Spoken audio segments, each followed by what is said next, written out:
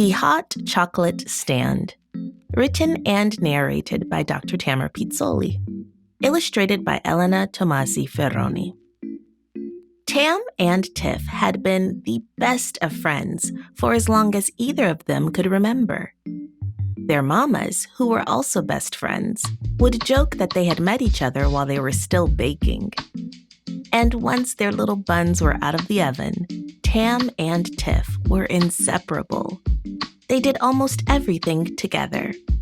They shared snacks, and they spent countless afternoons and weekends making up stories and games. Even as months and years passed, Tam and Tiff remained inseparable. When you saw one, you saw the other. By the time they were 7 years old, they had two favorite pastimes.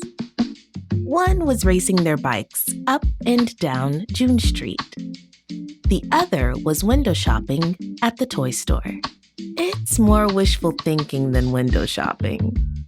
Tam's mother would laugh as the girls browsed each aisle. "Aw, come on," the girls would plead. "Let us get just one new toy." Tam's mother shook her head and smiled. "You already have more than enough toys at home." Late one afternoon, Tam and Tiff sat at a small brown table in the kitchen, their table, nibbling on ham sandwiches. Tiff began, "Okay, so Aunt Cat won't buy us a new toy.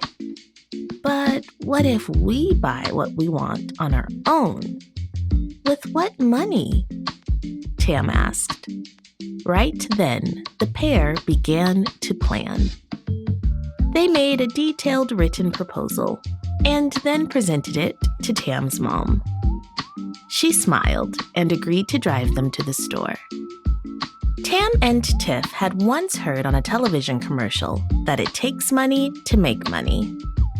They decided to break open their banks and put their minds and funds together. At the store, they selected all the items they needed and checked them off their list as they shopped. The deluxe hot chocolate maker machine they wanted was not within their budget, so they opted for a large hot water container, recyclable cups, packets of chocolate powder, marshmallows, whipped cream, chocolate chips, cinnamon, candy sprinkles, and napkins for spills.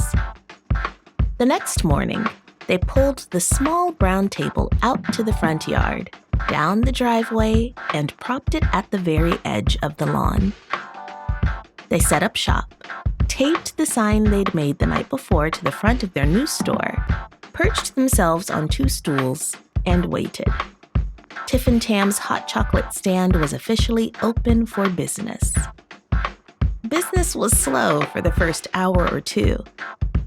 Just when the girls thought to call it a morning and haul everything back inside, Shawnee and Michael from down the street skated by and purchased 2 cups of hot cocoa, one with cinnamon sprinkles and the other with extra whipped cream. "That'll be $1.50, Tam and Tiff squealed as they high-fived and made their first sale. Not long after, the line for Tam and Tiff's hot chocolate stretched down the street and around the corner. Tam's mom and Tiff's grandmother watched from the porch the entire morning. Some neighbors even left tips after they paid for their cocoa. By the end of the afternoon, Tam and Tiff had made more money than either of them had predicted they would. With their wad of cash in hand, the girls asked to be driven immediately to the toy store. "Well, I have another idea." Tam's mom smiled as she loaded the girls in the backseat of the family car and drove to the grocery store. The girls accompanied Tam's mom inside. In the produce section, they approached a woman behind a counter. "We'd like to buy a fruit basket," Tam's mom smiled. "Sure," the woman replied. "How large would you like it to be?" "Oh," Tam's mom continued, "whatever size we can purchase with this."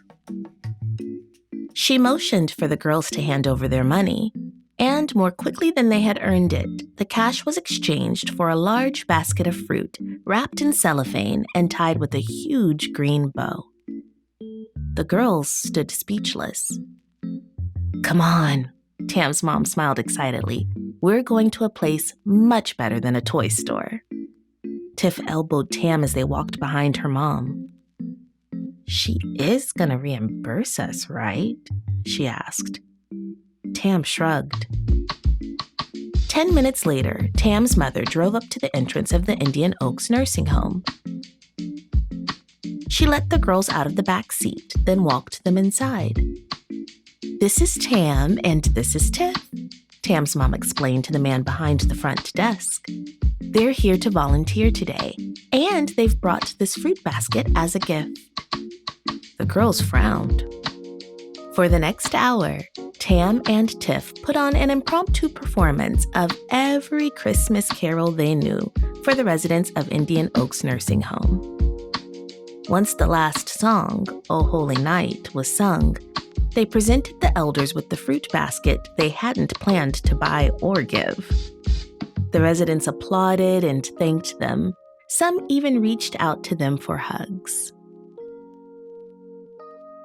During the car ride home, Tam and Tiff sat in silence. "What's wrong?" Tam's mom asked. After a pause, Tiff spoke. "We were supposed to buy toys with our money. It was our money." "Yes, that's true," Tam's mom began thoughtfully. "But tell me something. How do you really feel now? How did it feel to take something you earned and share it with others who weren't expecting to receive anything at all?" The girls looked at one another and then smiled.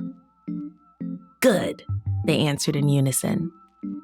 "And that's what matters most," Tam's mom smiled. "That's the lesson." And with that, she drove the pair to the toy store.